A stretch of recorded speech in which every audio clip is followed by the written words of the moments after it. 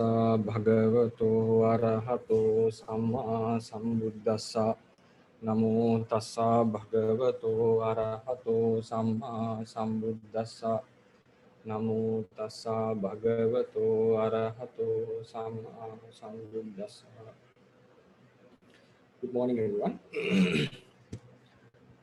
So today, good morning, Bande. Sorry, Bande. Yes. Hello, Bande. I can hear you, Sade. Please talk. So okay. May I ask something about some words in Shanghainese, because I used to see they said Kirawang Saranang Swami Wahangsang. What does mean that one? Because I always heard our Shanghainese friends always say like that. What does mean? That is Teruvan Saranai means Teruvan. Ruan means Ratana. Ratana. So if I see a question, for instance, this is the word you hear normally in the discussions, right?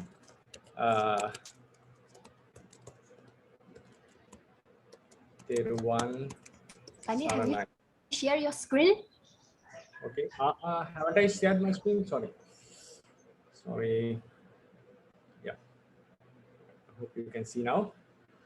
Teruvan Saranai Swami Wahansa. Actually, this is V. Okay, you can use Swami Wahansa. So Teruvan means this is divided Te plus Ruan. Ruan comes from Ratana. It's changed into when it comes to Sinhalese. Ratana is gems. Te is tree. So Sarana means refuge. I think Sarana. Saranai is wishing. It's in Sinhalese. So may the refuge of triple gems be with you. Right. Swami Wahansa means it comes from Swami.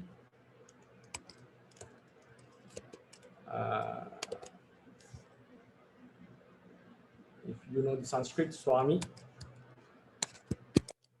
is Swamin, right? Sanskrit word. In Pali, we use it as Sami. So the Lord. Then Wahansa is Mohanda.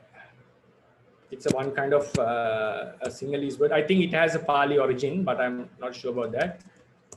Wahansa is a one of the respective suffixes.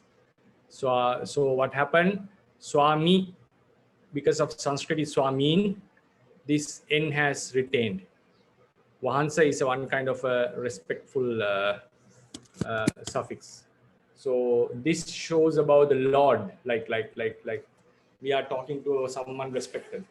So when the devotees are talking like this, it means they are blessing me, a monk. May the refuge of triple gems be with you. May you gain the refuge of triple gems, protection of triple gems. Sarana here, refuge means protection.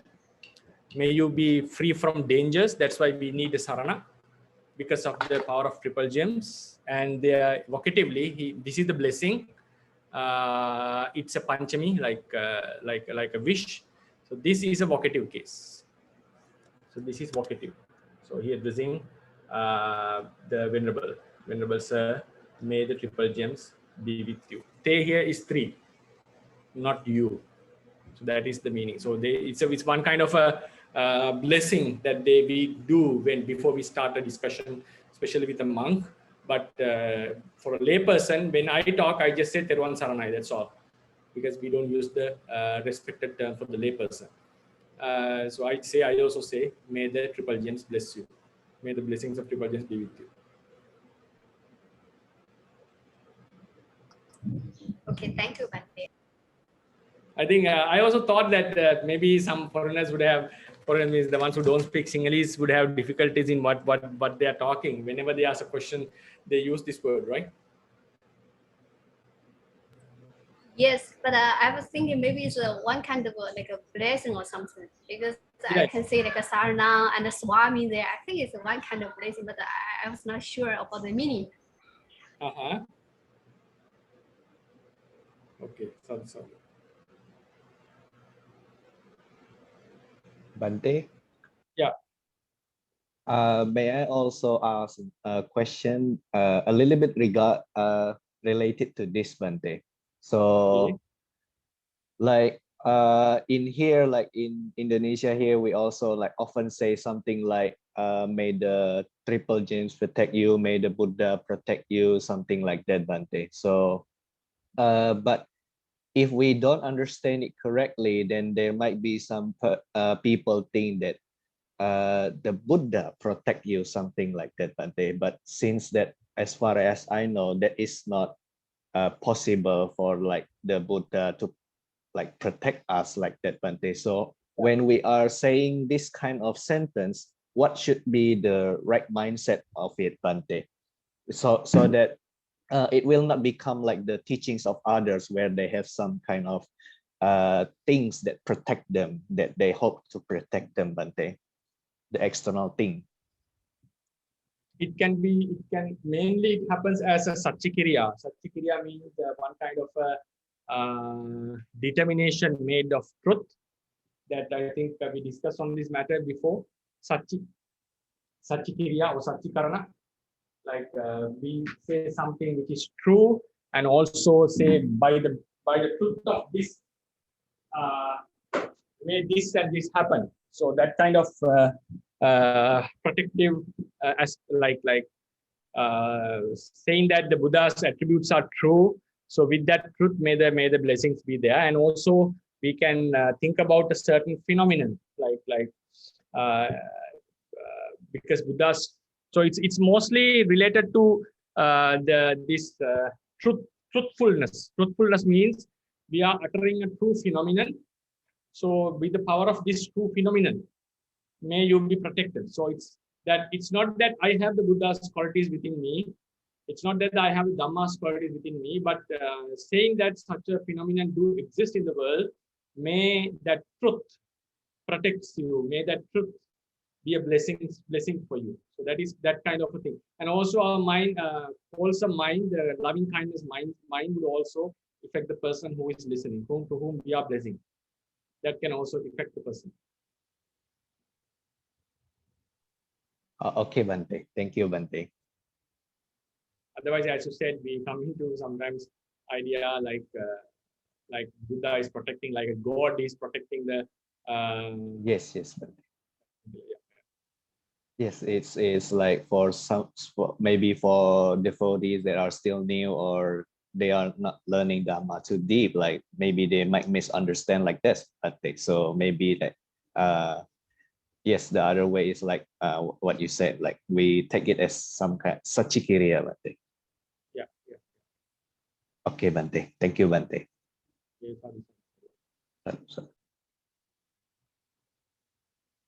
Okay, so we'll go to the questions. I think we did a long discussion about this, how to say, Pakinaka Desana and also Samukkansika Desana. We discussed about this question already. Number 42 that we have today. In the Vakkali Sutta of Samyutta Nikaya, the Pali sentence is Attako Ayasma Vakkali, Akira Pachantesu Tesu Bhikkhusu, Tattang Aharisi. I hope you can see the screen. And at the end of this sutta, the Buddha answered to the monks. Sorry, I beg your pardon. Monks' question. Hatta Vakkalissa Kulaputassa Vinyanam Patitital. Appatititena cha Bhikkave Vinyanena Vakkali Kulaputto Paranibu. So if I roughly translate this sentence, then after the monks had gone, Vakkali took Venerable Vakkali took one kind of weapon, maybe a knife or a sharp weapon. Then after he has committed suicide, Buddha Monks questioned Buddha, Katta Bakkalisa Kulaputtasa Vijnanam Patipita. Where did the Vijnana of Bakkali was established? Or where did it go? Where did it got planted? Or where he is born, in other words? Appatittitena cha bhikkhave vijnane Bakkali Kulaputto Paranidha. So he passed away with a consciousness that had not gained any footing in anywhere. That had not gained footing anywhere. So he means he was not born again. As we know, a monk should not kill, right? Should not kill others or even himself. But during this case, how he was committing such an offense, still attaining the highest state? It's a very good question. Because we know there is a rule in third Parajika. One monk killing another human is Parajika, he loses his monkhood. It's very clear. Killing an animal is a Pajitya, a small offense. A Samanera would lose his monkhood, but a monk would commit only a Pajitya. Killing a non-human with the appearance of a human. Killing a non-human with the appearance of a human is a Tullacha, it's a high offense. So this then one time a monk was very upset about himself. He was bored about his life.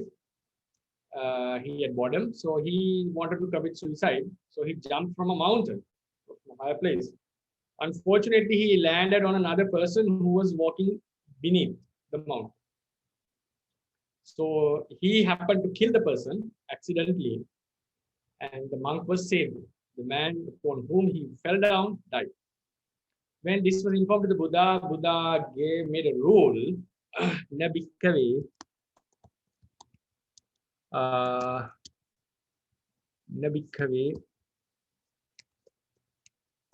attanang pate tabbo.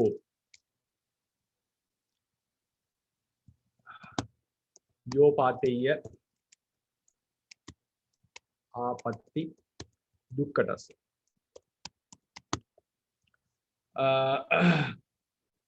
Attanang pate tabbo. Yeah, I'll just check the grammatical. Pate.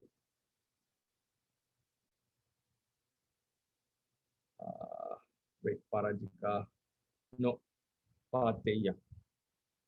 I think this had a different saying. I just want to make it sure. Parajika Pali, third Parajika, Vinitavattu. Just give me 1 minute.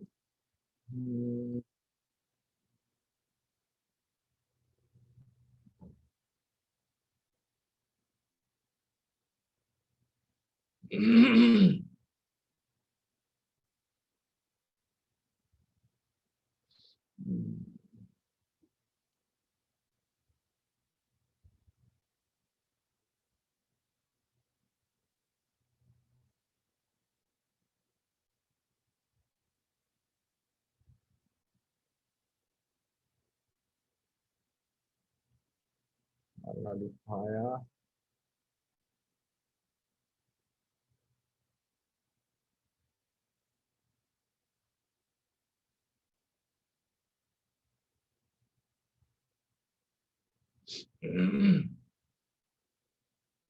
I cannot find it. So Attanam Pate Tabbang, I think. Something like that.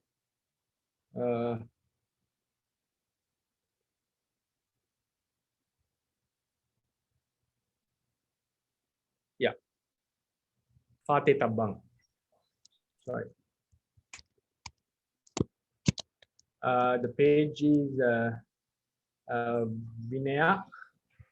You can see Vinaya book 1, 104.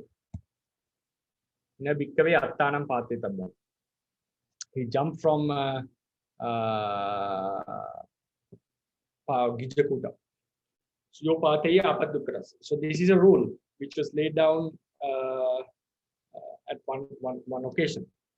So It's like this. Now a monk starts to think of committing suicide. He attempts to suicide himself. So it's offense. It's a dukkha offense. Whether he dies or not doesn't matter. The offense is for the attempt. So in this case, he was Adikamika, so it was like he didn't commit any offense because he was the first doer. So if someone attempts to kill himself, for instance, if I try to suicide myself, jumps from something or eats some poison or somehow I am saved. In that scenario, I still commit an offense, which is called a dukkha offense. It's a minor offense. So the question comes, a monk, now this Venerable Vakkali, and there are three monks who had the same story. One was Venerable Godika. The other one was Venerable Channa, not the charioteer, a different monk, and Venerable Vakkali. So this Venerable Vakkali story has two stories. Like according to the commentarial story explained in one commentary, I forgot the name of the commentary. Vakkali became an arahant while Buddha chased him away, not to stay with him. He got very sad that he was not allowed to observe Vasa together with Buddha. So he was very sad about it, and he jumped from the Nijakuta. While he was jumping from it, Buddha uttered the verse and he became Arahant, and he landed as an Arahant. And he was survived. He was saved. So according to this sutta, we find he committed himself, suicide. So we find a very huge contradiction in these two stories. Maybe they were two Vakkalis, but the story seems like they were the same Vakkali. So the commentarial story and the sutta story, we have completely two different stories on it. So anyway, then the question comes now, the attempt. Now he has committed the offense while he cut his neck. He died after a few minutes or few seconds at least. So during the process of pain, he could contemplate on his pain, and he attained arahanthood. So this is the problem. Now, after committing an offense, can he attain the arahanthood? Because he didn't have opportunity to purify himself. And also, we can have two explanations on this. One is the Buddha has not laid the rule yet. So he didn't have any idea that he was committing an offense. This rule may have been promulgated later on, after these incidents, after the three incidents of these three monks. That's one way of thinking. But I haven't got such information from the literature. It's one way to think. Then the other way is, now it's not necessarily that we need to be purified from all the offenses to attain arahanthood or Maggaphala. It is mentioned in the, for a reference, you can go to the Matika Abhinava. Matika, it's called, I'll give you the name of the book.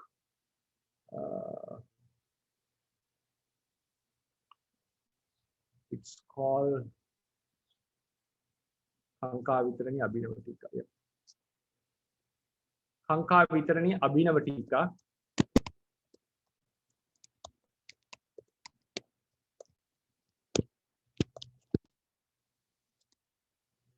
Abhinavatika. But in the Chatta Sanghayana, it is not mentioned in the list, but it is found as a book. What happened?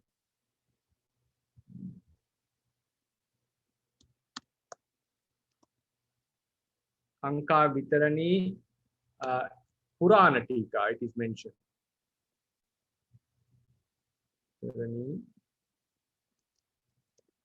Purana.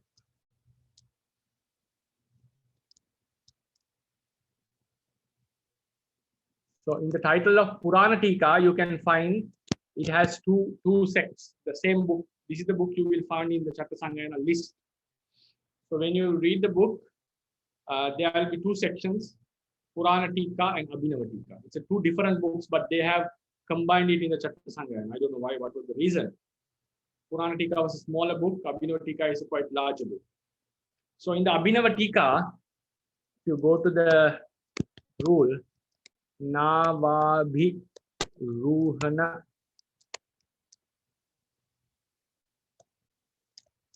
Sikkhapada. This is Bhikkhunovada.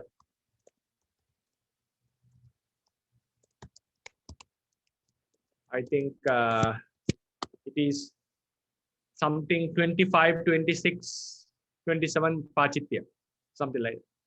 So if you read this Sikkhapada, it gives the example how, because a monk cannot get into a ship with a bhikkhuni, with a nun, with the intention of traveling together. If the ship is traveling along the river, not across the river, along the river.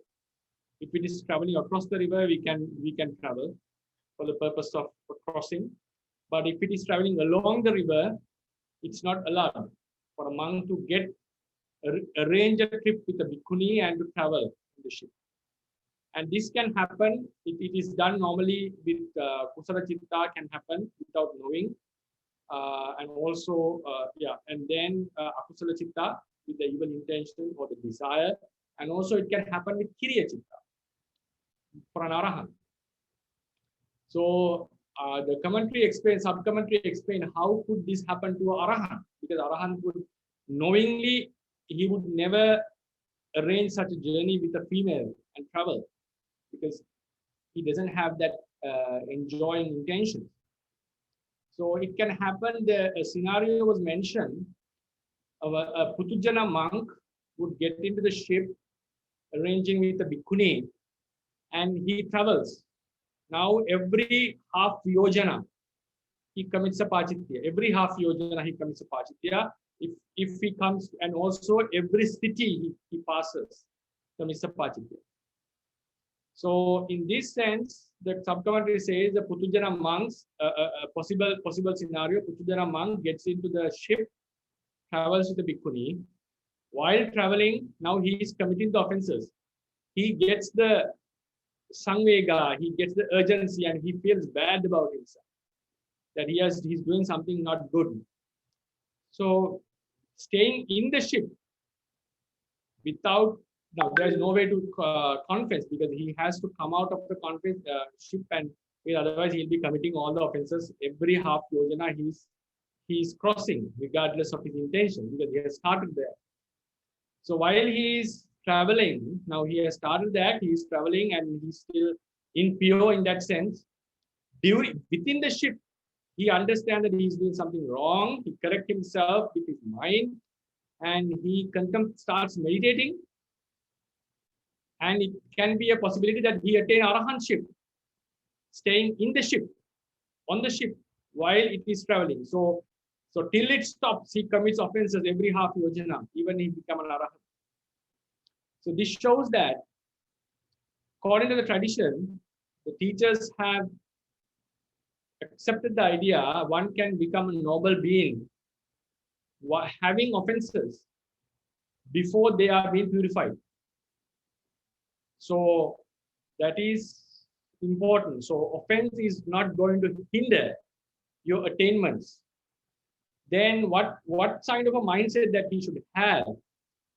It says that if we just give up the idea and say, no, I'm not going to correct these offenses, I'm not interested in this purification. If we just give up such intentions, it will not be possible for him to attain, because a noble being would never keep himself impure after he gets to know that he has committed offense. So we are instructed by seniors that in case you commit an offense, if you have the intention that I will purify myself in future, you can meditate and you can have progress in your meditation. Even you can have arahant, like Maggapala. So it was told to us by one of the Sayadaws in ITBMU, that Venerable Sangha Mahanayaka, Venerable Kumara Abhivansa has ever mentioned that a monk commits a Sanghadisesa offense, a very grave offense, the gravest after Parajika. So he has to go for probation and he has to go for the penance. Before that, he thinks that he do the confession and he thinks that I may go to a certain monastery and purify myself in future. Before that, he goes to a meditation center and meditates. There is a possibility that he may attain Maggapala and then later go and purify himself. There is such a possibility. So therefore, offense is not going to hinder him. So in this case, the offense is not a burden for his attainment. Then the question comes, one who commits suicide knows that he has no opportunity to purify himself because he's going to die. So he is very upset about himself. So that's why he's committed suicide, and he doesn't have any evil intentions to not to purify himself. That the thing is, he doesn't have opportunity to purify himself. So I still don't see a great hindrance of this offense inhibiting the attainment of a yogi. So I feel like it is still like this, according to these stories, even if the offense has been laid down, if he could manage himself, his mind, and focus on the meditation during that period, he could have attained Arahanthood. So these are the two possible answers that I have. One is this incident happened before the offense was laid down. Other is he was able to, even if after it was laid down, because offense itself is not going to hinder as long as we don't have the evil thinking that I'm not respecting the offense, I'm not going to purify offense. It means we don't neglect it, we don't just ignore it from our mind. So a person, in these cases, surely if they had opportunity, they would surely correct themselves. So I think that is also another possibility. But in the case of Godika Thera, he had the jhana. So if he did this act after the offense was laid down, when a person intentionally commits an offense who has jhana, it says that he would lose the jhana.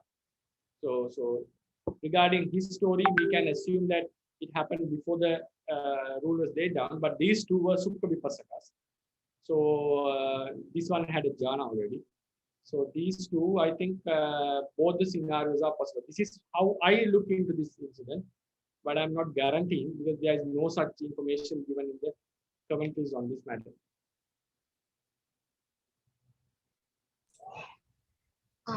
So Bande? Yeah. I have a question about those rules. You see, like we know if the person, like a monk, commit 4 parajika, is sure he will not attain any Maggaphala or jhana in this life. No, but it seems like okay, yeah. So please continue. Okay, it seems if he return as a lay life, he can attain Maggaphala and all this.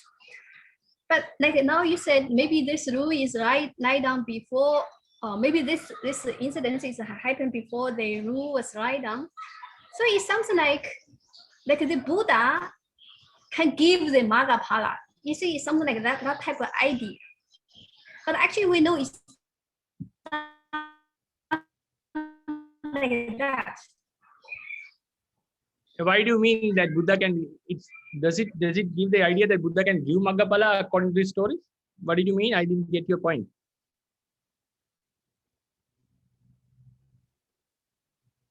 Hello. Yeah, I think maybe I think maybe we lost Sayali. She's there is no here, action over there. Yes, yeah, she's gone. Okay.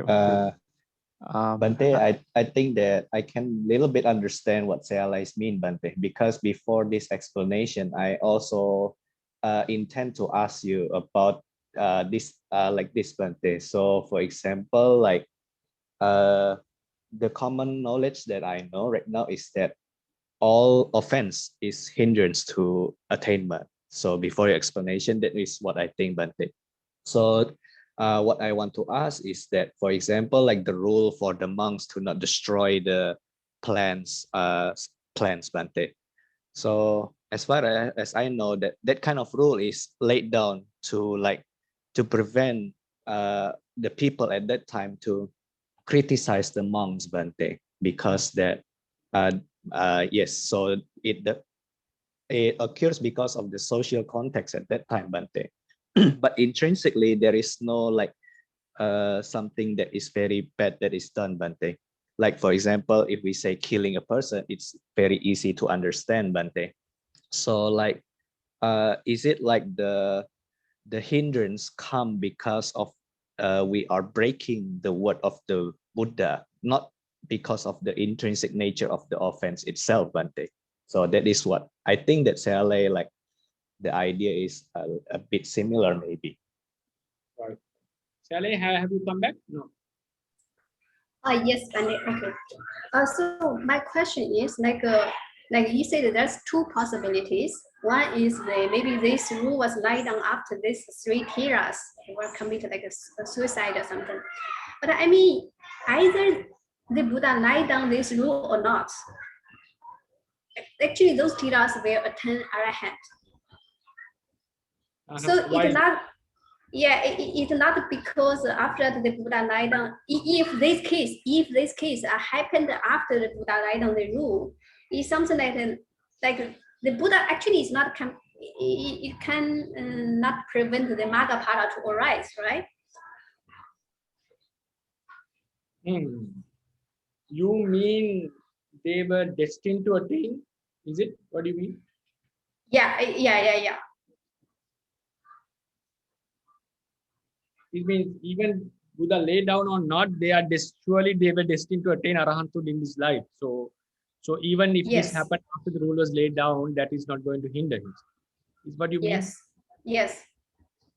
But now I need to ask some clarity. Like, are you saying that these things are destined to happen? Like, is everything destined? If I ask the question. It is something not like destined to happen, but it's something like their body is mature to attain the arahantship.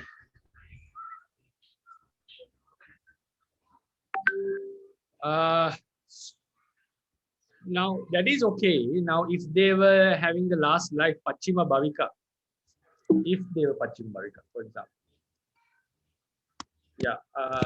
if these teras were Pachima Bhavika, then they would surely attain what happened, regardless of what is going to happen. But then, is it going to, like, regardless of saying this, I feel like we have to analyze now before coming into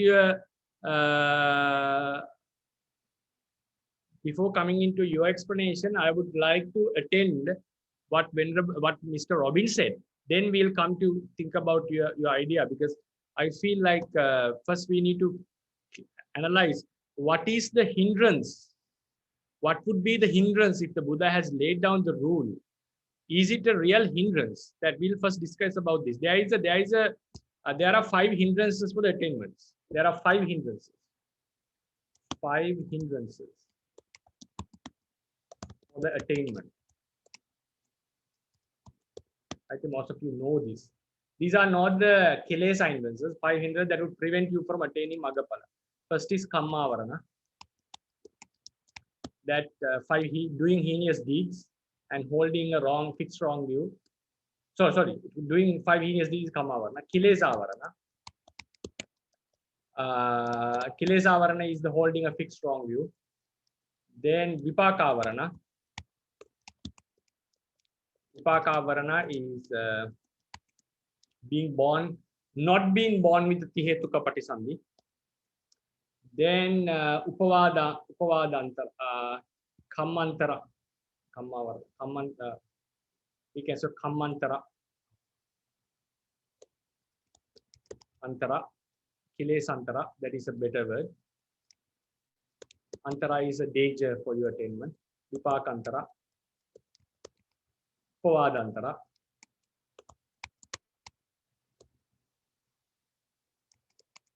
That someone has accused a noble being and not asked for pardon.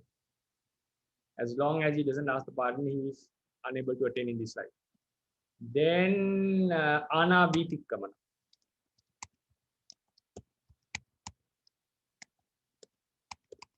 Anavitikkamanantara means transgressing the Buddha's rules laid down for monks actually. Transgressing the rules, Vinaya rules, knowingly transgressing the Vinaya rules. As long as they do not purify themselves, they are unable to attain. This is what the commentary says. These are 5 hindrances. And there is another hindrance that is not a fixed one, that is called Achandika. Achandika means one who doesn't have a desire to attain. One who doesn't have a desire to attain. Like the ones who in the Uttarakuru nation, it says they don't have any desire to attainment. So they are not going to attain. That is a very important factor. But that can be changed in some cases. This can be changed by attaining pardon in the Arahant. Anavitikkamanantara, by purifying yourself. These 3 are impossible to be changed in this life. Once you have done a heinous deed, once you have hold a fixed wrong view. Holding a fixed wrong view is not following a doctrine. It's like you meditate upon this and you become fixed. That is impossible that in this life you are not going to change that. It's like an attainment, kilesantara, fixed wrong view. It's not. There are 2 types of holders of fixed wrong views. One who is fixed and one who is not fixed. Ones who are not fixed are who doesn't believe in rebirth, doesn't believe in karma, but just following a doctrine. They have not come to their own understanding. Ones who have come to their own understanding are the fixed ones. So they cannot be changed within this life. Vipakantara means ones who are born with a non-3-rooted consciousness, so it cannot be changed within this life. These 2 can be changed. This one is not mentioned as an antaraya, but is also found in the same place. Asaddha, Achandika, the ones who doesn't have a desire, and also we can include Asaddhika. But that can be, can be changed. Asaddhika. But some Asaddhikas, the ones who doesn't have the faith, are sometimes it's very difficult to change. So we have to include in one sense. So this one that our focus is here, Anavitikkamanantara. So in this regard, the question comes, to what extent this is going to hinder us? Now someone commits an offense. Does he need to immediately purify himself to start progressing in the meditation? Or does it, how does this imply? What does it mean? Ana means order. Vitikkama means transgression. Transgression of the order given by the Buddha, that is Vinaya rules. That is Antaraya. So what does it mean? We have 2 options. As soon as you have committed an offense, you are not able to progress. That only after confession you are able to progress. That is the one way of saying. Another is, we commit the offense and we have no intentions of purifying ourselves. We don't care about it. Can we progress? We cannot progress. So there are 2 options. So with the information that we found, abundant of information that we found in the literature, we go to the second option. It's that monks do commit offenses regularly, ordinary monks, not the very, very extraordinary ones. There are monks who have not committed even a single offense for 60 years. Ordinary monks would easily commit offenses. That's how it's happening these days. But as long as they have the desire or intention to purify themselves, I personally, with my own experience, I don't see a hindrance It is easier if you don't have offenses, it is easier to progress, that's for sure. But if you have even committed offenses, when you meditate, still the progress happens. Because we are that those of monks who would surely confess one day. At least before Uposatha, if we confess ourselves. A Sanghadisesa, if someone commits a Sanghadisesa, he would surely, a good monk would surely confess it without delaying for 1 or 2 days, for sure. So in the sub-commentary says, even you confess a Sanghadisesa within 1 month, within 2 months, still you are considered as a good monk. Even you get delayed to confess because of duties and so forth. So according to the tradition, the second is what we have to consider here. Monks do commit as long as they have the intention to purify themselves. This offense is not going to hinder him. That is the information that we can find in the literature. It has not been explicitly mentioned in the books. That's what the Sanghanayaka of Myanmar mentioned this very clearly, and I do agree upon with him 100% that is possible, that you can attain Arahanthood even before you purify your offenses, even a Sanghadisesa. So then what are the other information that we can find? If you go into Milinda Panya, I'm sorry that I am unable to give you the reference directly. In the Milinda Panya, Venerable Nagasena was questioned, who are the ones, King Milinda can ask the question, who are the ones who cannot attain Maggapala? So he gives a list.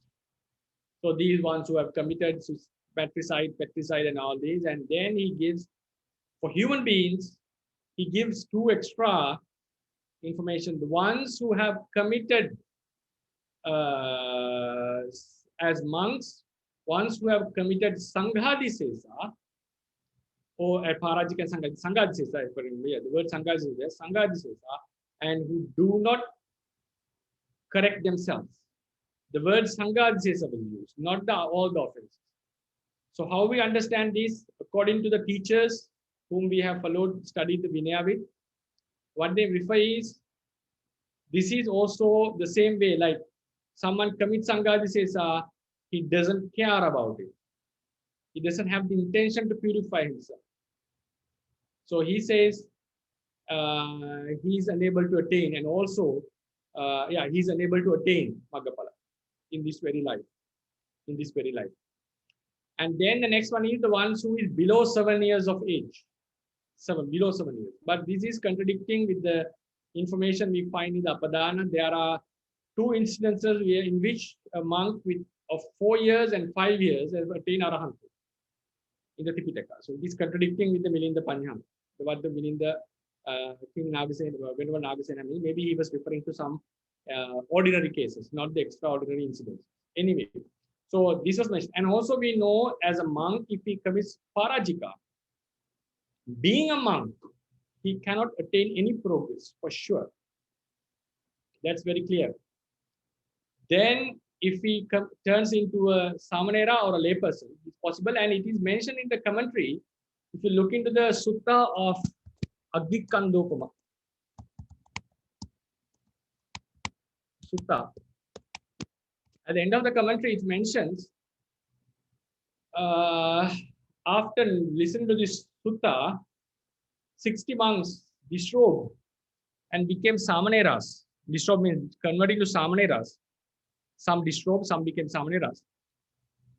And some of them attained Sotapanna, Sakadagami, Anagami even in this very life. So it's not mentioned about Arahanthood. So because of that, some teachers say, there's an idea of some teachers, I don't rely on that greatly. They say if a monk commits a Parajika knowingly means Parajika, knowingly means because normally a monk would know that, unless in a very extreme case that a monk would become ordained without knowing Parajika. It doesn't normally happen. So monks commit normally Parajika knowingly. So it says you are unable to attain Arahanthood because of that gravity of that offense. But till Anagamihood, I don't see any logic there. So the commentary says those monks attain till Anagamihood they couldn't attain Arahant, maybe because they were not fortunate enough or they didn't have the parami to attain. So it cannot be taken as a conclusive remark. So therefore, then the question comes what Robin asked. Is it that now Angulimala killed many humans and became a monk and became Arahant? And the sexual act, the Metuna, for sure, it's, even Sotapannas have sexual intercourse. So why it is only for the why does these offenses, stealing, lying about the attainments, these are none of them fall into this category. Only 6 would fall there. If a monk, someone kills his mother, father, or Arahant, yeah, that is a killing, but regardless of his status, he will not be able to attain in this very life. And then in the first parajika, sexual act, if someone seduces a bhikkhuni, he's not able to attain in this very life. These are the only hindrances that we can have in parajikas. So, but as long as we remain as monks having completed the parajikas, we cannot attain arahanthood or any progress. That is because not of the Buddha has made it impossible, because the Buddha have laid down rules in a community. So what is happening? He is our teacher. So when Buddha has mentioned that you are not supposed to represent the monk, being a monk, having committed these offenses, it's like we are we are not honest about ourselves. That's the problem. We are not honest. We are enjoying, or we are in a status that we are not supposed to be. So this contradiction would surely hinder his progress. It's not the karma that hinders the progress. Even a person who has ordained in another sect commits the sexual act, he corrects himself, practices, and he'll be able to attain his jhanas. So the thing is, as a teacher, the Buddha has made a society, and he had clearly mentioned the rules that you should not stay as a monk if you are supposed to stay in this monkhood after committing parajikas. So it shows that we are doing something contradictory to the teacher and also the protocols of the society. So this would surely, because our existence as a monk greatly depends on the Buddha. Our existence as monks, not as human beings. As a monk, there are some rules and regulations, and we do enjoy certain privileges, and we do get respected by junior monks and lay people, Buddhists. So all these privileges, all these protocols are based on our certain conduct. So if we go against this, we are not supposed to represent that, and we are cheating. So, and there's a problem in our honesty. So these things that are going to hinder, it's not the karma that is going to hinder, as far as I understand.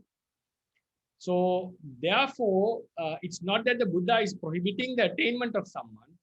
It is the protocol that he has laid down, the rules that he has laid down, that ourselves are, it's a fault in ourselves that we are representing something that we should not represent. We are enjoying certain privileges that we should not enjoy, should not after committing parajikas. So that is going to be a huge contradicting struggle within ourselves. After a monk would remain as a monk after committing parajika, it's impossible that he would have peace in his mind and be able to continue in the spiritual progress. He can stay as a monk, but it's impossible that he would have a progress within the life as a Buddhist monk. So when he converted himself into Samayana, it's possible. When he converted himself into the lay person, it's possible. So it shows that it's not the parajika that is going to hinder. What is going to hinder that you remaining as a monk, representing that something that doesn't belongs to us. That is what is going to hinder. So now when we come into the Siali's question, so this is which is going to hinder. So their destination is something else. I don't prefer to bring that issue into this, because if now we are talking about Venerable Sudina. Sudina, one who committed the first Parajika. He was not offended by the Parajika. He didn't commit the offense, but he couldn't attain. The commentary says this was a person enough, had adequate parami to attain arahanthood. Had he not committed, he would have attained arahanthood. Because of his attainment, he didn't commit parajika, but because of the accusation the Buddha made upon him, and because of the shame he had, regret he had about himself, he was unable to progress. Even after the incident, he was not an offender. He could have attained, but his mind was not strong enough to progress. So it doesn't mean that Pachima Bhavika is destined to attain. So it doesn't say we cannot, I don't know whether we can conclude that they were Pachima Bhavikas. Vakkali, yes, Vakkali, because he was going to be the foremost in the Saddha, we can consider him as a Pachima Bhavika. These two, no, we don't have much information about it. So rather than bringing this incident, I would say even a person who had adequate parami may not attain because of some things that he have done in this life. So therefore, the thing is, did this act of suiciding, did it hinder, according to the explanation, because they didn't have an intention to conceal their offense, they didn't neglect, they were having some other mental difficulties to cope with, so they committed suicide. Channa was very sick, that's why he committed suicide. Godika was very sick and he lost his jhana 6 times. 7th time he attained, he thought, I would commit suicide and protect my jhana. Vakkali was chased away by the Buddha, not to stay with him. So he committed, out of sadness, he committed suicide. So these are the stories. So they didn't have any disrespect toward the teachings, toward the Vinaya. Only thing that if the rule was laid down, if the rule was not laid down, okay, there's no problem. If the rule was laid down, they would surely confess themselves. But the thing is, they don't have an opportunity, so it's not their fault. It's a problem of the life. So still, after doing the act, if they could focus well, I think there's a possibility of attaining. So that is how I would like to look into this incident, like in a holistic way, regarding these hindrances and also their attainment. Oh, so Bande, so I have another question regarding the Vinaya rules about the monk. Mm-hmm. Is it possible for a monk who is a Sotapanna to commit something like not like a Sangha disease offense, but other offenses? Knowingly, you mean knowingly? Maybe he is not an expert in Vinaya rules. Without knowingly can. For the Sotapatti, the monk, no? Yeah, even Arahant can commit. Arahant would not commit the offenses that are to be done only with Akusala Chitta, but other offenses without knowing he can. But it says that Sotapanna is Silesu Paripurakari. Whatever offense, whatever Sikkapada, whatever training rule he observes, he would not break it. So knowingly they would not commit. Knowingly. Okay, because I think last month I saw one Q&A, not from this, from another group. They said if a monk who is the Sotapatti, and if he holds the money, he is not a Sotapatti. He is not a real person. So I was a little bit of doubt about that. According to the information that we have in the literature, 2 things I have to consider here. One thing is, if it says the Ratana Sutta said he may commit wrong, he may commit the wrong, but he would not conceal. He may commit the offenses, but he may not concede. That is the Ratana Sutta. That is what the Ratana Sutta says, right? He may commit, but he doesn't concede. But according to the other information that we have in the literature, he does not commit the offense knowingly. Does not commit the offense knowingly. That is the accepted norm within the Theravadins. So when we come to handling the money, if monk handles the money knowing that it's an offense, according to the Theravadians, I do not guarantee that, because what we have, the Buddha says, is silesu paripurakari. So this is how we interpret this, that he will not commit knowingly. So it shows that if someone handles money, it's a concluding fact that he is not a Sotapanna according to Theravadins. Then another fact is, now we have another explanation called, where you can see this in Venerable Lady Sayadaw's Paramattha Dipani, the chapter 5. A layperson, permanent sila for a layperson, permanent sila is Panchasila. For a monk, we say it's 10 sila. Right, that's a sila.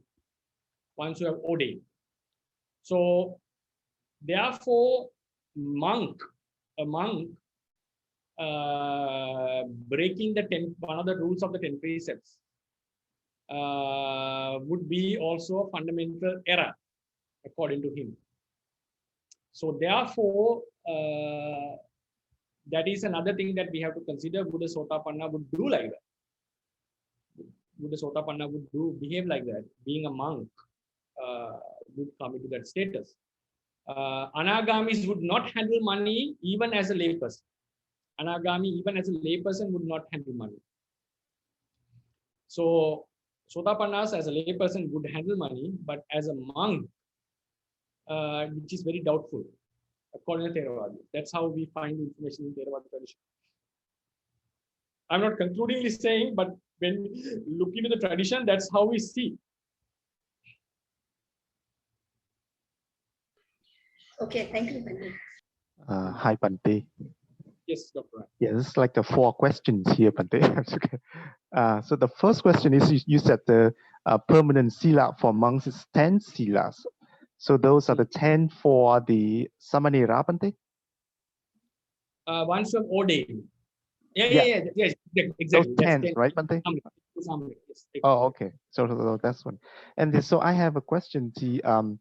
So you said that there is let's say a monk, and then he commits an offense, and then he makes an intention or a commitment to purify it, and then he goes ahead and practice meditation, and then he attains and he becomes an arahant. Mm-hmm. And then after being an arahant, does he still have to purify that offense, Bante? In terms of Dhamma or in terms of Sansara, no need. But he would respect the Buddha's protocols. He would respect the Buddha's protocols. Otherwise, it's not necessary. Right. That's why this thought came. You look into the Uposatha Khandaka. Uposatha Khandaka.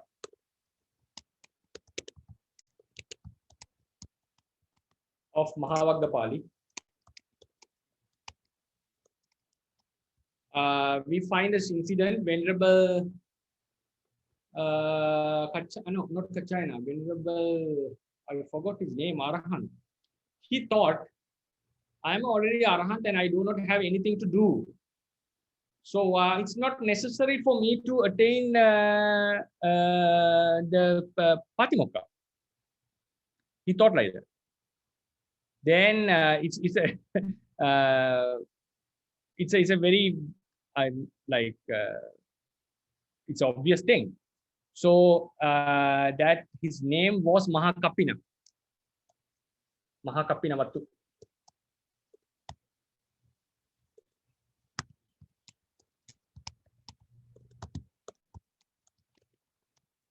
Page number 143.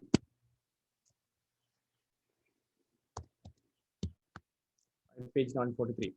So then the Buddha went to him and he said, if people like you do not attain the Uposatha, who will do it? So immediately go. So it's like he chased him to the Uposatha. So the thought was correct, because what he thought was Gaccheyahang vaha uposata vahang uposatang nava gaccheyang. Should I go on? Should I not? Gaccheya vahang sangakamma nava gacche. Should I go to the sangakammas or not? Atak vahang visuddho paramaya visuddhya. Whatever it is, because now I am fully purified. So I don't have to have any purification with uposatha or confession, whatever it is. So then Buddha knew the idea, and it says immediately, without any delay, Buddha attended him with his psychic powers and asked, did you think like that? He said, yes. If Brahmins like you, Brahmins means purified ones like you, do not do uposatha, na garukarisati. If you don't respect this, manesata pujetata, if you do not respect and give the due attendance to this, attention to this kind of work, atako charahi uposatang karisati, garukarisati, manesati pujesati. Who will respect the uposatha? Gachatang brahmana uposatang. Please immediately go to the uposatha. Mano agamasi. You should not go. Gachatang sangakama. You should attend the sangakammas. Mano agamas. It's not it's not that you should not go. So he immediately urged him. So as you said, in terms of sansara, in terms of karma, no necessary at all. But in terms of the respecting the protocols, the society, for the other people, for the other monks, they will attain the uposatha. So naturally, it's not something that naturally happens. That's why Venerable Kappina thought it's not necessarily. But respecting the Buddha's rules, they would. I see. Thank you. Sadhu, Bhante.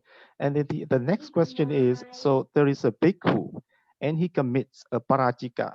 So, and then he becomes, so now he disrobe or become a samanera. And then he practices vipassana meditation, and then he becomes a noble person. So the question is, so now he's a noble person. Can he still have a higher ordination, or is it done for him? It's done. Cannot. It's done. It's Buddha mentioned this in the Mahavagga. Not in this scenario. Not mentioning about a noblehood. Ones who had committed parajika, there's no way for him to get the ordination again, regardless of his attainments. I see. Okay, thank you, Bhante. And then the other question is, so this one relates to the killing precepts. So I read from somewhere saying that suicide is not breaking the first precept. Is that correct, Bhante? Yes, it's like this. The information that we have is to support that statement, because we say killing is I would say like this. It's very difficult to give a concluding answer. It's like panatipata. If you go to the word formation of panatipata, pana atipata. So pana atipata, it means normally the life would die automatically. Atipata means they would make it to fall down before its natural course ends. So before its natural death, if someone causes a death of another being, this is called panatipata. So now it's a problem now. And next thing is why it is against the nature, against the ethics, because every being has desire to live, desire to continue with the life. So if we destroy this continuation, that is going against their will, against their desire, and against the phenomenon, because the phenomenon is Kama wants to continue this life. That's the force is there. Kama was accumulated while the Kilesas was already existing. That Kama is supported by Kilesa desire to live. So that even if someone becomes Arahant in this life, still that life has to continue. That is one of the phenomena. So if we disrupt this, we are accumulating a very negative energy. It's like we disrupt the functioning of the natural environment, something like that. So we would get the negative effects. So we commit the negative effects while we disrupt the continuation of someone else, some being's life.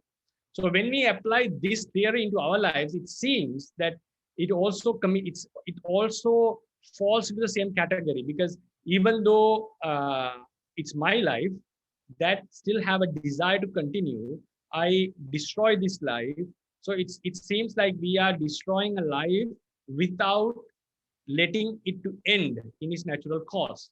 So if you go to the word formation, we find this, the same definition, same meaning.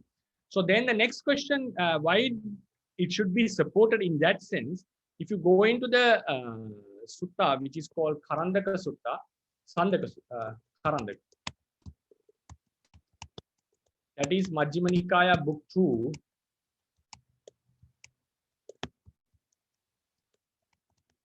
Book 2, first sutta.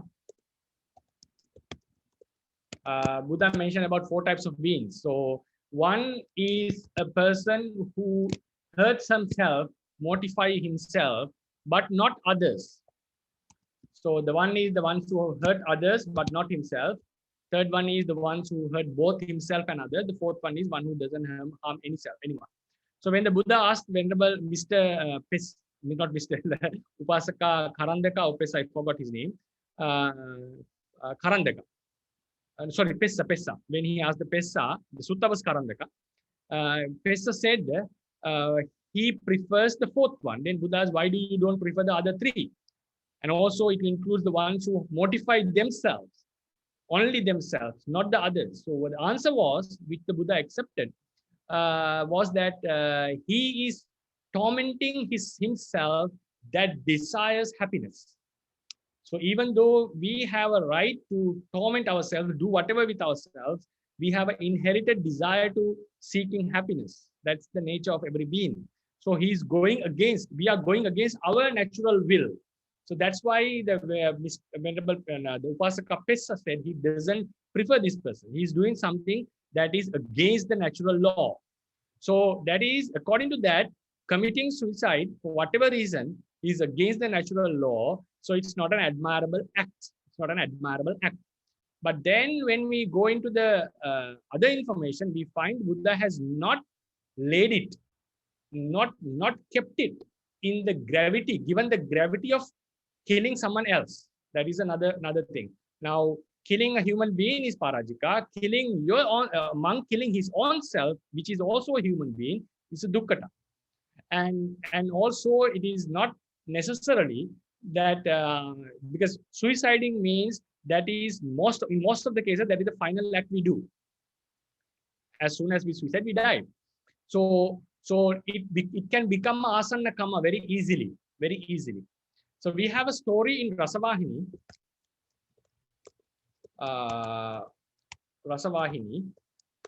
It says that a young monk, very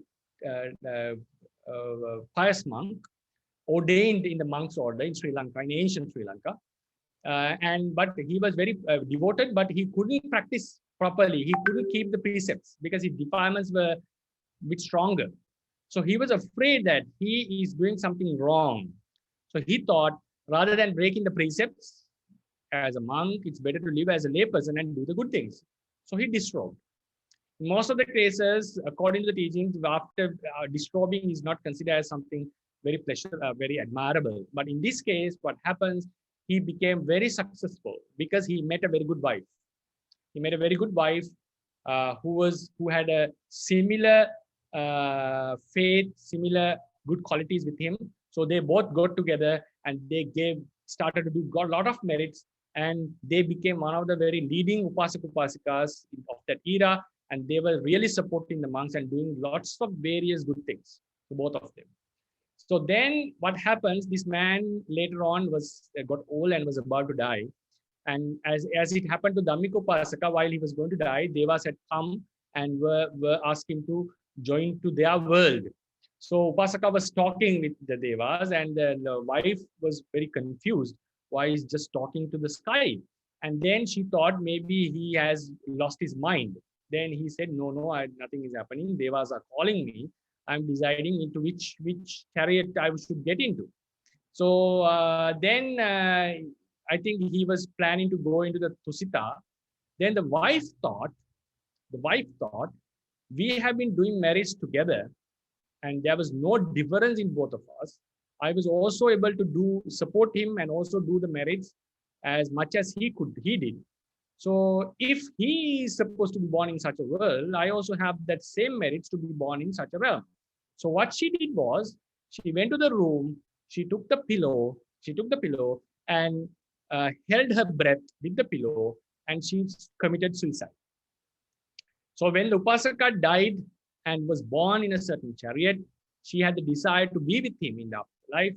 So the story says, she was sitting in the chariot of the Deva chariot when the Upasaka was born. Before him, she was born there. So these stories show that, and also the arahanthood while committing suicide. So we have never come across a story, and I think we would never come across a story where someone kills someone and immediately correcting himself, in that moment he would attain arahanthood, which is very difficult to do, which is a very difficult thing to do, because he has committed a very huge akusala force by killing someone else. So it shows that the gravity was a little bit different. And then there is another very remarkable information about Mahanama the Sakyan.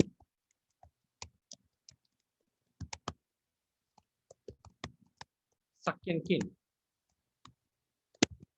If you go into the story of Vidudaba killing the Sakyans, the story keeps on going. According to the commentary, Sakyans had a very high esteem about their clan. So Vidudaba was of the lower clan. So what happened? He spared the life of Mahanama because he was his grandfather, but his grandmother was a servant, Vidudaba's grandmother. So Mahanama knew that his clan was quite low. Mahanama was a Sakadaga.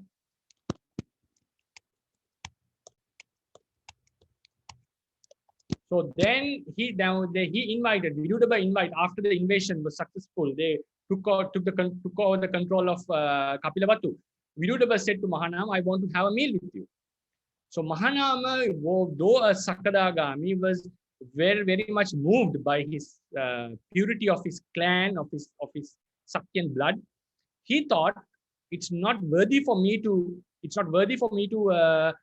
eat with such a person in the same table. So it's better to die. So what Mahanama did, he said to Vidudaba, before there's a custom that we should take a bath before our dining, before we dine. So Vidudaba sent Mahanama with the guards, knowing that there is a possibility that he may run away, but he wanted to have a meal with his grandfather because he loved him. In one sense, he liked him because he had not done any wrong to him. So he respected him, but he knew that there is a possibility that he would run away. So he kept the guards. So Mahanama knew that there was no possibility that he could run away. So then he thought it's better to die.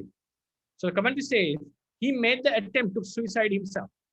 So what he did was he held the breath and dipped into the water, and he thought that I will die inside without coming up. Emerging. So he submerged. So then it says, because of his virtue, the Nagas were moved by his virtue.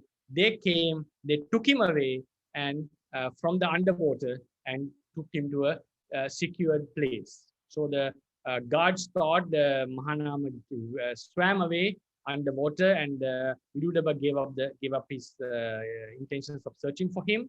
And then Mahanama's clan grew in another place. So now we know a Sotapanna would never commit Panadipata. And it also says in our tradition, it's not only committing, he would not have an intention even of killing someone else. But in this case, not a Sotapanna, even a Sakadagami had the intention to kill himself, which is very strange to listen, but this is what the commentary says. So this also shows that based on the fundamentals. So if one monk says, if an author says, a scholar says that Panadipata and suicide doesn't fall into Panadipata, there are abundant of information to support that statement. But when you go into the word formation, to my understanding, even suicide is killing a life before its natural ending. That fits, but it is not kept in the same position of the Panadipata. Okay, thank you so much, Bante, for a lot of evidences. But then I just want to add one thing here, Bante. So in that book, the author said that. So we know that there are 5 factors to fulfill. I mean, Okay. or to fulfill the breaking of the first precept. And he said that for the second factor, which is the Panasanyita, and he said that that factor only implies other beings, not oneself. So I'm not sure whether or not you get that information, but do you think that's possible? That's why I'm also now searching. It makes sense. I'm also searching for the commentary. So we go to the. If you go to the, you can have a look into this Dhammasangani commentary.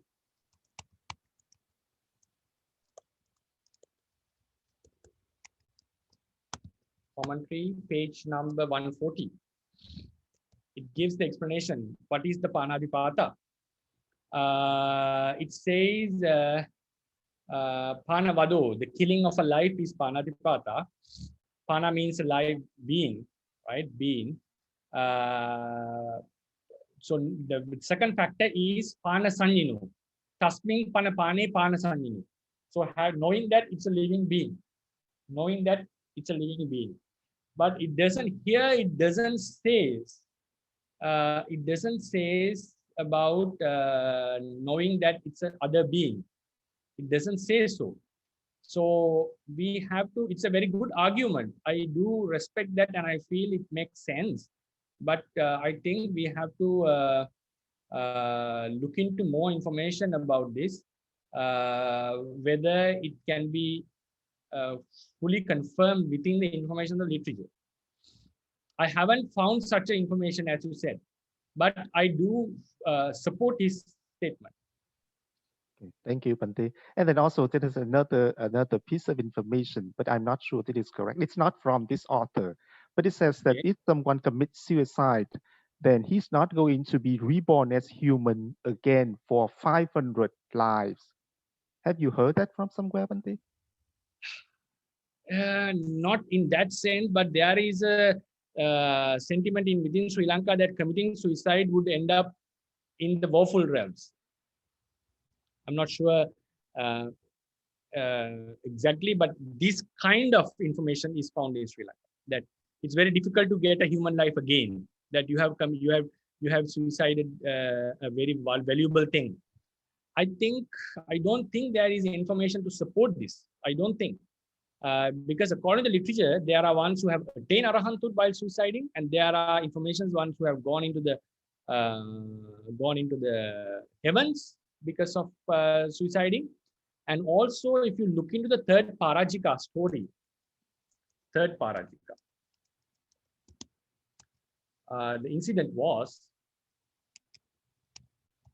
the monks.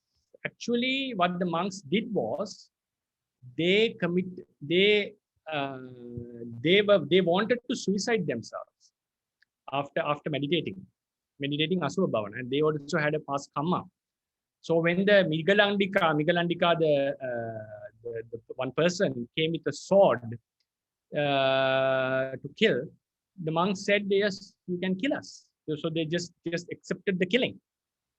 So it shows that in the third Parajika, that if you look into the entire incident, it shows that some monks were of the fault of suiciding, not killing others. It was a incident that actually what happened in the third rule was not direct killing of other humans.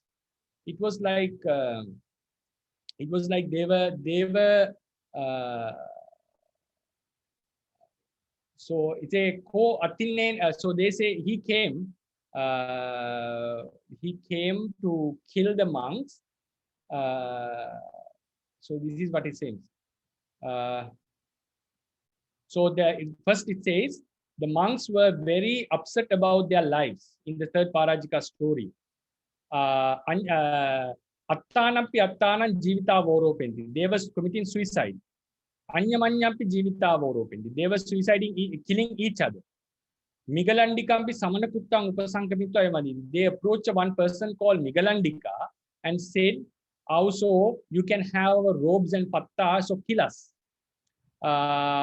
So these were the three incidents which happened. They were committing suicide. They were killing each other, which is a killing, which is a panadipata, obviously. And they approached someone called Migalandika and asked him to kill themselves. So now the commentary says that Buddha knew that these monks had a karma that their lives would be they would surely die one day. Recently, there was a karma that they are going to die. So then, which is also a very, very, very, very strange story. If you follow the third Parajika commentary, I suggest to read this. It's a very nice story. So what the Buddha saw was, he saw that these monks were not able to. I could not. So they say the story goes, there were 500 monks who were hunters in a past life. So they killed, having surrounded one forest, they killed many animals till in their entire life. So they were born in the hells. So they, having suffered there because of one kusala, what of a kusala, they were born in the human realm. So they, having born, they got the opportunity to associate good friends, and they became monks under the Buddha, and they got the Upasampada. So, but that akusala, avipakka vipaka, aparapara, so these karma that were not completed, giving results, were going to result within half a month. Buddha knew this, Buddha saw this. Whether it will be by themselves or by others, whatever reason they have to die, whatever reason, whatever means they have to die. So, jivitupachedaya okasam akasi. So the karma was not preventable. It was going to kill them. So then tam bhagava addhasa, Buddha saw this. Karma vipako nama nasakka kenchi patibhatu. So that kind of karma, strong karma, it's not possible to prevent by anyone. Tesucha bhikkhusu putujjanapi atti, samma putujjana, sotapanna sakadagami, anagami, keenasava. There were all 4 types of nobles. Tatta keenasava appatisandhika. Keenasavas would not have a good patisandhi. Itare, the others, ariyasavaka, niyatagatika, sugatiparaya. They will surely be born in a good realm. Putujjana apana gati aniyata. The life of next life of putujjana is not sure. Atta bhagavachi, then the blessed one thought, ime atta bhave chandaragena marana bhita na saktisti gating visodhe. So they will not be able to purify their next birth because of the fear towards their death. So I would preach asubha kammatana to abandon their chandaraga. Tansutta, having heard that, atta bhavi vigata chandaragataya gati vesudana katta sagge patisandhinganisa. So they will be born in the good realms if I teach them the asubha kammatana. Evang nesam mama santiki pabajja satika. So they will have a successful monk life under. So it shows that Buddha was. It is possible that a person who commits suicide can be born in a good realm. I think this is something which is later added to the literature. Right. That's exactly right. But so that's why, because I also read somewhere about that commentary, and it said, yeah, as you just told us, that the Buddha taught the Asubha Kamatana so that they can have a better destination. But then they are going to commit suicide. So that's why my yeah, I have doubt in this information about not having being able to be a human life in 500 lives. So yeah, I think this is not very good suggestion, like solid evidence. right. Okay, thank you so much, Bhante. So Shale, shall we call it a day? Yes, thank you so much, Bande. Sadhu, sadhu, sadhu. Thank you very much, Bante. Sadhu, sadhu, sadhu.